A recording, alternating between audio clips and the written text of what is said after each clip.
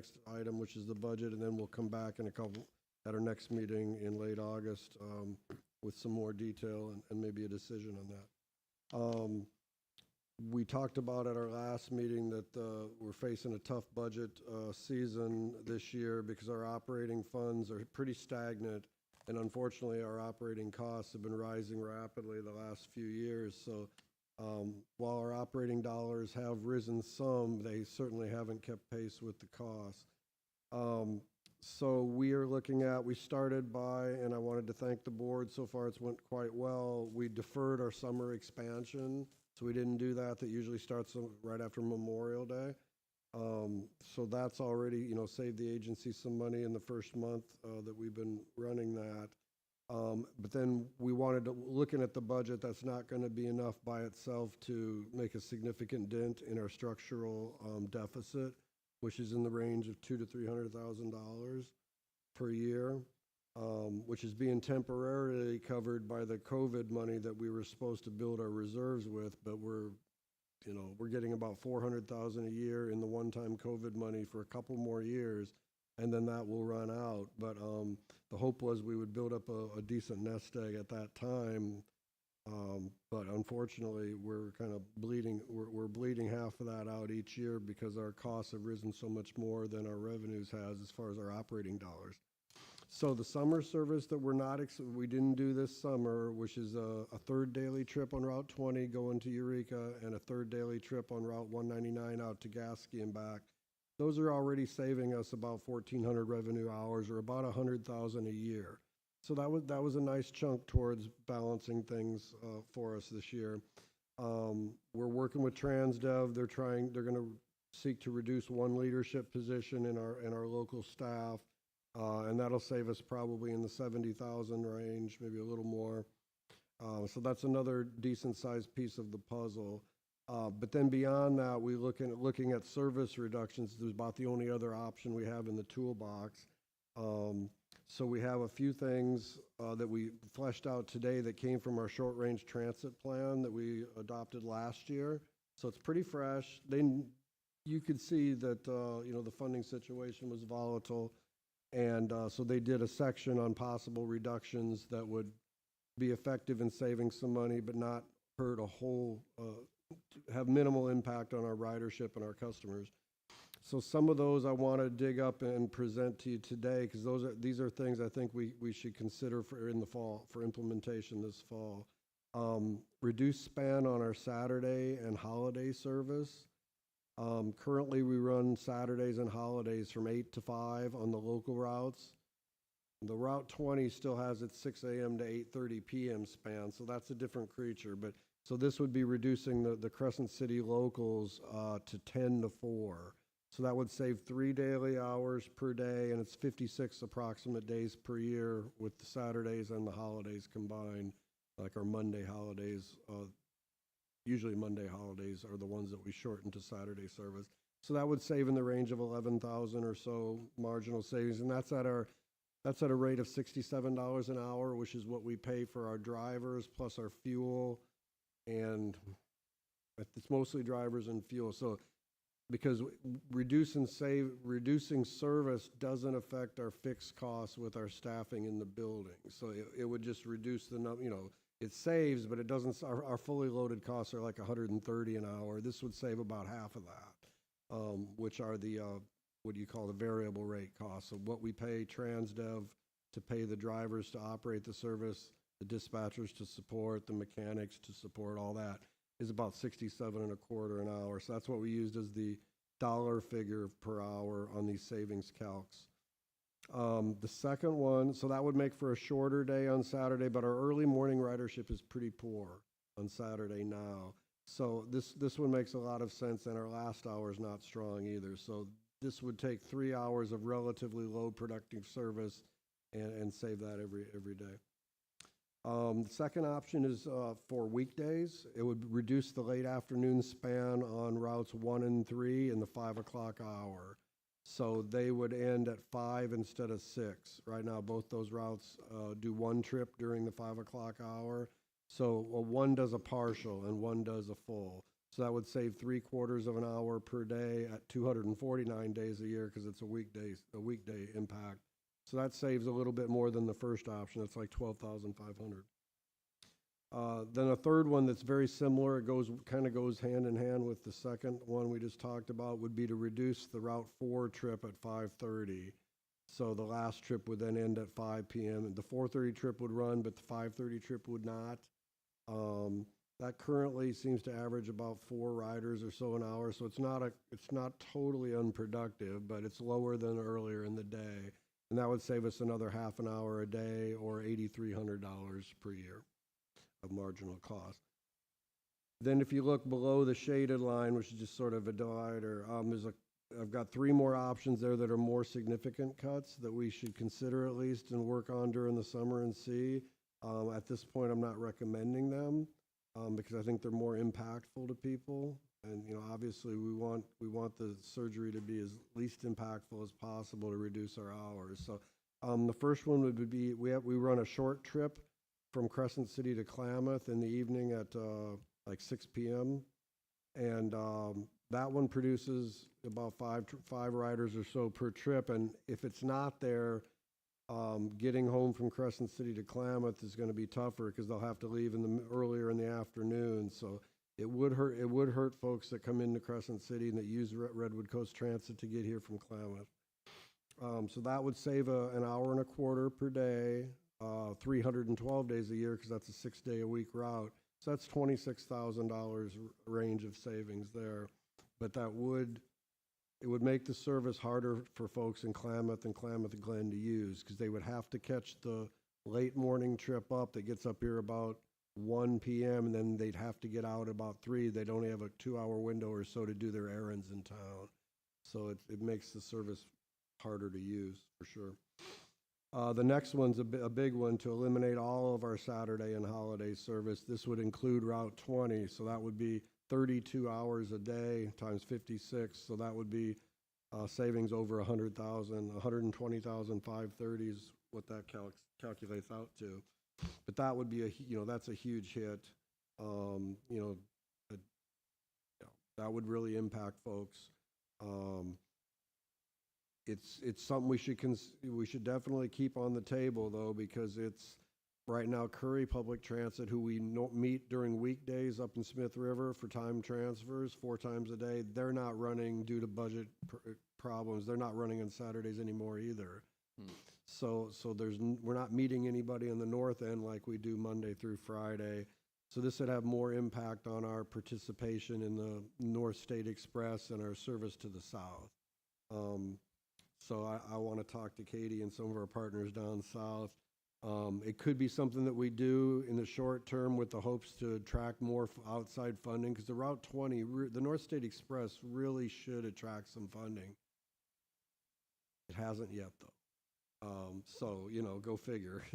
Sometimes you put up 50 shots and you still lose and you don't, weird things happen and, the state is hurting for money, but this service really should attract some outside funding, but to date it has not. So until it does, this is something we could do to maybe leverage, because right now the money we get from the state for Route 20, we spend $300,000 more than the minimum, so we overmatch that grant considerably.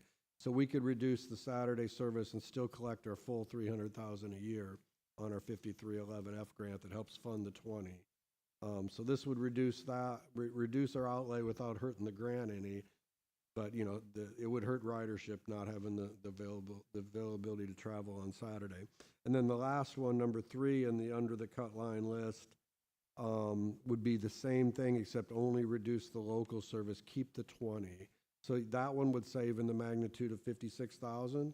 So that might be a compromise. But that would mean that on Saturdays and holidays, the only service that would run would be the 20. So if you needed a ride around Crescent City, you'd have to catch the 20. And it's doable, but as long as you live near there or your destination is near the 20's path. So we'd still have that running locally, but that would be the only bus on the weekend. So that's another thing to consider. So that's basically, I just wanted to walk you guys through, maybe get some input, and then I can bring these options and anything else that I can come up with back to you guys in August for further discussion and maybe action at that point. With the idea of, we usually do a fall service change at the end of September, so that would be a good target date to do if we're going to implement some more adjustments and reductions. So any questions? Any questions from the board? No? Oh, I just had one about Yurok Tribal Transit. Are they still running? Do we connect with them on 20 at all? Or, I know it's not your job to know them. Yeah, they are running. We have a hard time finding out. They don't publish like print schedules or websites that we can find, so we're not real sure what they run on any given day, but they are still running service. We participate in meetings with them. We hear their updates. They're still running. Maybe Erica can give us a little update because she's in the front line on the phones with them a lot. So I do know that in order for anyone to get the Yurok Tribal Transit bus from Klamath to Crescent City, they have to have a minimum of 5 people to go. Oh. So they will come up, but they won't come up for 2 passengers. So that is all that we've heard multiple times in dispatch when they call and say, when is your next bus? But if they have 5 people, they will bring a bus to Crescent City, but not under that. Gotcha. And I don't know how many times a day they would do that, but I do know that that's what we've been doing. Okay. Yep. I was just kind of curious how reducing that service or maybe not going to the Glen would affect those folks, but it seems like it would be pretty serious for them. I guess this is just a discussion item. You guys don't have any questions, so we will move on to item 6, approve resolution 2025-26-09, adopting the 2026-27 RCTA budget. Thank you, Joe.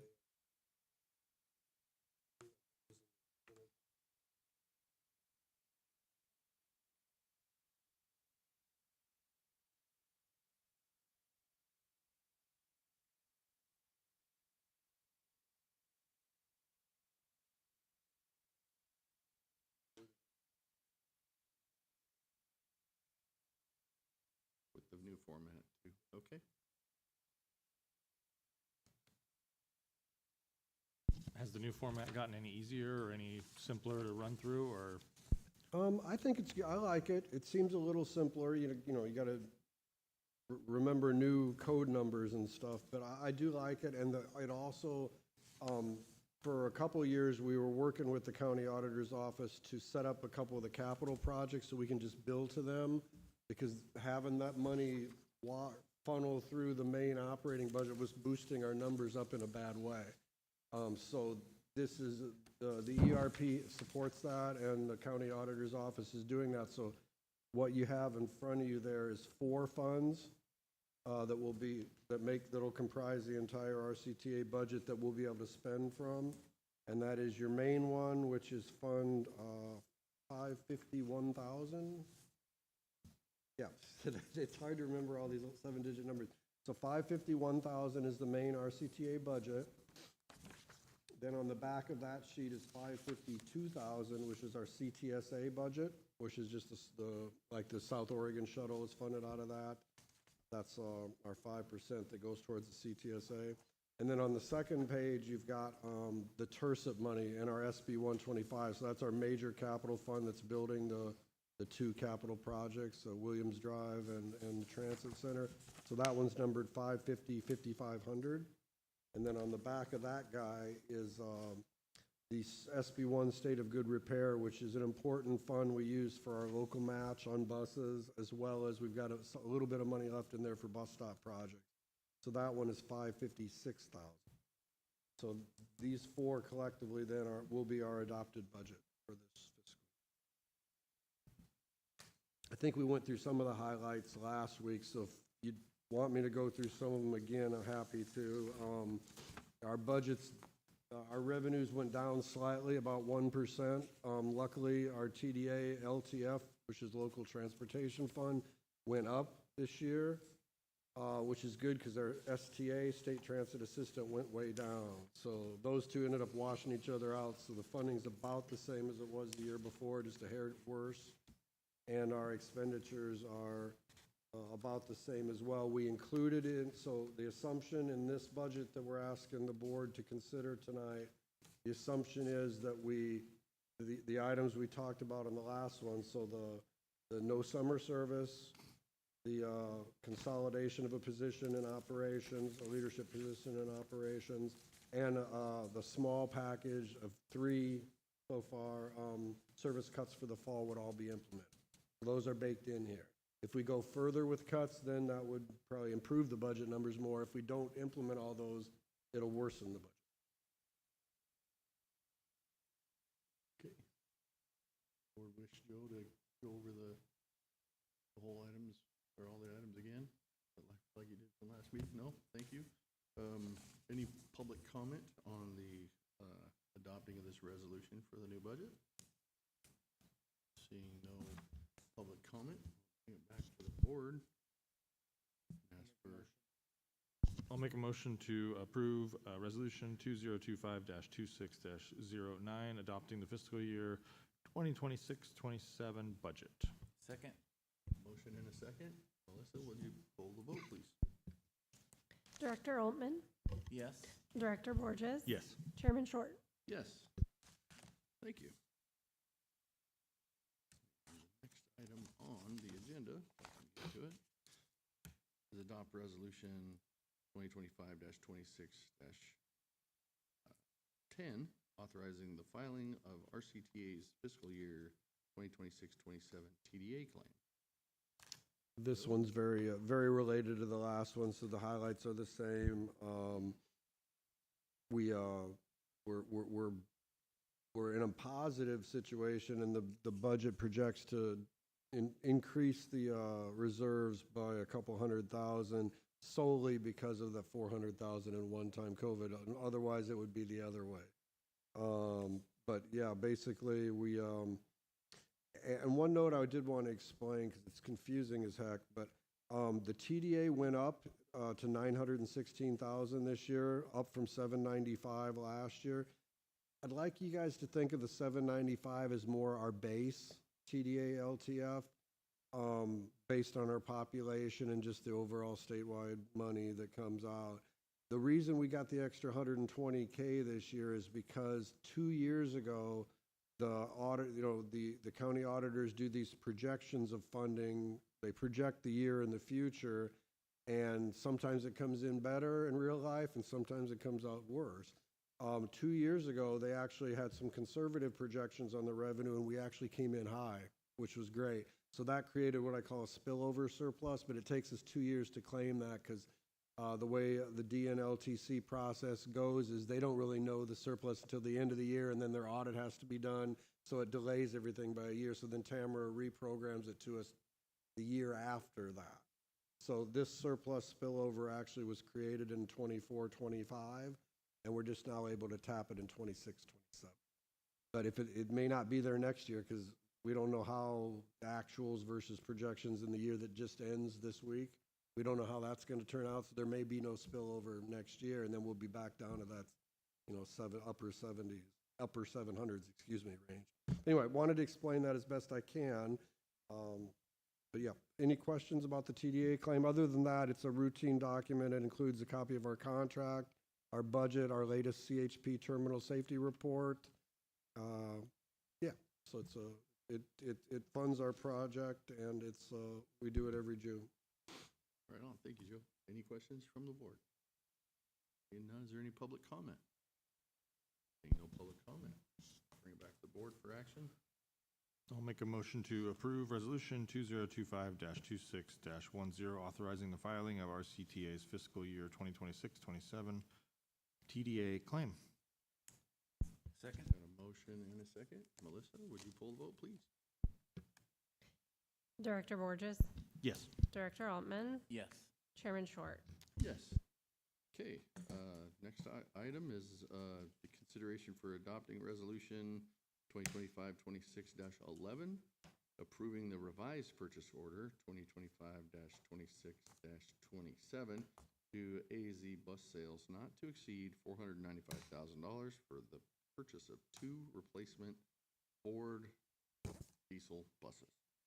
I'm not gonna That's pronounce the correct. word 'cause I don't know how to pronounce it. This one, if this looks familiar, it's because it should. We took it to you just a few months ago, I believe February. And then after that, it goes to Caltrans for approval before we can actually send the purchase order to the vendor. And that's what triggers the reservation of chassis and makes it all happen. Caltrans flagged that there were 2 successful bidders on the Calac bid in this vehicle class this year. And they've required that we reach out to the other vendor, which is A to Z Bus Sales, and see if they might be able to offer a competitive or a better bus. So then I did that, so that held that up, and I reached out to A to Z Bus, and I've worked with them years before, they're very good as well. We've been buying all our vehicles from Model 1, which used to be called Creative Bus Sales. They changed names 4 or 5 years ago. But we've been buying from them exclusively for the 10 years I've been here, and mainly for a few years before that, so we just kind of kept rolling with them. But as it turned out, A to Z Bus can get us an equal or better bus for the same price, and hopefully we won't have as many. We've been having a lot of problems with Model 1 lately with orders coming in without cameras, or it's been one thing after another. I mean, at least they're blue, but we just received 3. At least we got 3 new ones the other day, but there's the cameras are missing. And then, so we're still working with Model 1 to get a technician to come up and install our cameras so that Neil doesn't have to do it. Anyway, so they've been sloppy on our specs a little bit, so I'm excited to give another outfit a try. So that's what this is. So we're revising that PO that you guys approved a few months ago to change vendors, and we had to add $5,000 to it because we now need to buy, because we don't have any old ones to repurpose. We have to buy fare boxes and the cameras. So yeah, so we raised the limit from $490 to $495, just to make sure that we have enough funds for it. All right. Do we have any public comment on this item? No public comment. Close public comment, bring it back to the board. You guys got any questions? No? For an action on this item. No questions? Yeah? Looking for a motion. Make a motion to adopt resolution 2025-26-11, approving revised purchase order 2025-26-27 to A-Z Bus Sales not to exceed $495,000 for the purchase of 2 replacement Ford Glavel F-550 diesel buses. Got a motion and a second. Melissa, would you pull the vote? Just 1 second. I guess I didn't get a second, did I? No, you haven't yet. Yeah. Jumped right The over resolution Mr. number on number 8 on the board report is that different than the one on the memo report, or does that make a difference? Oh, yes, it is. Yeah, where did that go? Yeah, the correct number that we're revising is 06, and yeah, I put 27 in there. You know what? It was purchase order 27 that we had going, so that's how I got. Yeah, so it's 06, we got that correct in the title and in the recommendation. Yeah. So our resolution number is correctly Yeah. 2025-26-06.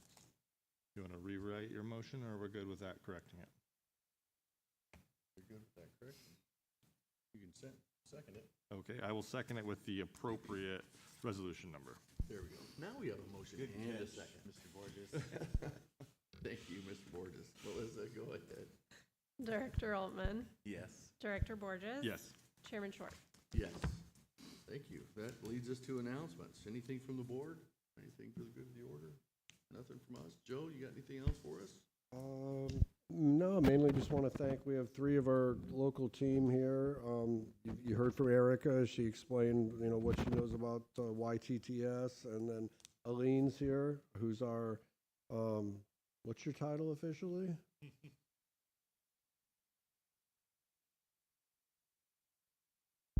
Yes. Assistant GM, Operations and Safety Manager. very important role. And Neil Feely, our maintenance manager's here. So we got the whole brain trust here almost, so that's good. Something that's Anybody want to exciting, say a couple anything? new buses. You guys good?